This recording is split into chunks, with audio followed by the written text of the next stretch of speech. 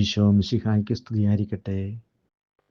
ഹബക്കുക്ക് പ്രവാചകന്റെ പുസ്തകത്തിൽ പറയുന്നത് പോലെ, പറഞ്ഞാൽ വിശ്വസിക്കാനാവാത്ത ഒരു പ്രവൃത്തി നിങ്ങളുടെ നാളുകളിൽ ഞാൻ ചെയ്യാൻ പോകുന്നു. ഈ വചനം ഞങ്ങളുടെ ജീവിതത്തിൽ അക്ഷരാർത്ഥത്തിൽ സംഭവിച്ചു. ഇതാണ് ആ സംഭവം. ഈ കഴിഞ്ഞ സെപ്റ്റംബർ 10 ചിറ്റൂർ ധ്യാനത്തിൽ നിന്ന് ഞങ്ങൾ 7 പ്രേക്ഷിത മക്കൾ വേളാങ്കണ്ണിയിലേക്ക് കാൽനടയായി തീർത്ഥാടനത്തിന് പോയി.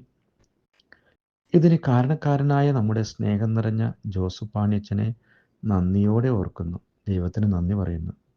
ഞങ്ങൾ അന്ന് വെളുപ്പിന് 3 മണിക്ക് നമ്മുടെ ബഹുമാനപ്പെട്ട ജോയിന്റ് ഡയറക്ടർ വക്കച്ചനച്ഛൻ ഞങ്ങൾക്ക് പരിശുദ്ധ കുർബാന അർപ്പിച്ചു. ആ കുർബാനയ്ക്കിടയിൽ അച്ഛൻ ഞങ്ങൾക്കൊരു സന്ദേശം നൽകി. കത്തോലിക്ക സഭയുടെ യുവജന മതബോധന ഗ്രന്ഥമായ യുക്കാറ്റ് 276 ഖണ്ഡികയിൽ ഇപ്രകാരം പറയുന്നു. തീർത്ഥാടനത്തിൻ്റെ ലക്ഷ്യത്തെക്കുറിച്ച് പറയുന്നു. തീർത്ഥാടനത്തിന് പോകുന്ന വ്യക്തി തൻ്റെ കാൽപാദങ്ങൾ കൊണ്ട് പ്രാർത്ഥിക്കുന്നു. സ്നേഹത്തോടുള്ള യാത്രയിൽ 580 കിലോമീറ്ററോളം ദൈർഘ്യമുള്ള ഈ യാത്രയിൽ പരിശുദ്ധ അമ്മയുടെ വിമല ഹൃദയത്തിന് ഞങ്ങൾ പൂർണ്ണമായും സമർപ്പിച്ച് യാത്ര ആരംഭിച്ചു. ഈ യാത്രയിലുടനീളം അമ്മയുടെ വലിയ വാത്സല്യവും സൗരഭ്യവും ഞങ്ങൾ അനുഭവിച്ചറിഞ്ഞു. ഓരോ പ്രഭാതത്തിലും പരിശുദ്ധ അമ്മ ഞങ്ങൾ പുതിയ സ്നേഹത്തിലൂടെ ഞങ്ങളെ നയിക്കുകയായിരുന്നു. പുറപ്പാട് 13:21 പറയുന്നത് പോലെ, അവർക്ക് രാവും പകലും യാത്ര ചെയ്യാനാവും വിധം പകൽ വഴി കാട്ടാൻ ഒരു മേഘസ്തംഭത്തിലും രാത്രിയിൽ പ്രകാശം നൽകാൻ ഒരു അഗ്നിസ്തംഭത്തിലും പരിശുദ്ധ അമ്മയും ഈശോയും ഞങ്ങൾക്ക് മുന്നേ വഴി നടന്നു.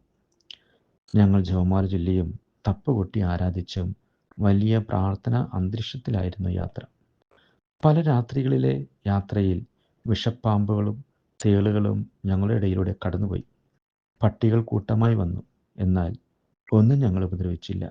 ലൂക്കാ 10:19 പറയുന്നത് പോലെ, ഇതാ പാമ്പുകളുടെയും തേളുകളുടെയും മീതെ നീ ചവിട്ടി നടക്കും. നിങ്ങൾക്ക് ഞാൻ അധികാരം തന്നിരിക്കുന്നു, ഒന്നും നിങ്ങളെ ഉപദ്രവിക്കുകയില്ല. പരിശുദ്ധ അമ്മയുടെ നീലക്കാപ്പിൽ പൊതിഞ്ഞ ഒരു അനുഭവമായിരുന്നു. 19-ാം ദിവസം വെളുപ്പിന് ഞങ്ങൾ വേളാങ്കണ്ണി മാതാവിൻ്റെ മടിത്തട്ടിലേക്ക് എത്തിച്ചേർന്നു. ഞങ്ങളുടെ 7 പേരുടെയും കാലുകളിൽ നീര് വന്നില്ല എന്നതാണ് സത്യം. അമ്മ ഞങ്ങളെ വലിയ സംരക്ഷണം നൽകി ഞങ്ങളെ പൊതിഞ്ഞു പിടിക്കുകയായിരുന്നു. പലപ്പോഴും മനസ്സിനും ശരീരത്തിനും ക്ഷീണമുണ്ടാകുമ്പോൾ ഞങ്ങൾ അമ്മയെ ചേർത്ത് പിടിച്ച് ശക്തിയോടുകൂടി പ്രാർത്ഥിക്കുമായിരുന്നു. അമ്മയുടെ ഒരു സുഹൃത്തുമാണല്ലോ, എൻ്റെ അമ്മേ, എൻ്റെ ആശ്രയമേ, എൻ്റെ അമ്മേ, എൻ്റെ ആശ്രയമേ. ആ അമ്മ ഞങ്ങളെ ചേർത്ത് പിടിച്ചു, ഞങ്ങളെ ശക്തിപ്പെടുത്തി. പരിശുദ്ധ അമ്മയോട് പ്രാർത്ഥിച്ചാൽ അമ്മ നമ്മളെ ശക്തിപ്പെടുത്തും, അനുഗ്രഹിക്കും. ദൈവം സമൃദ്ധമായി എല്ലാവരെയും അനുഗ്രഹിക്കട്ടെ.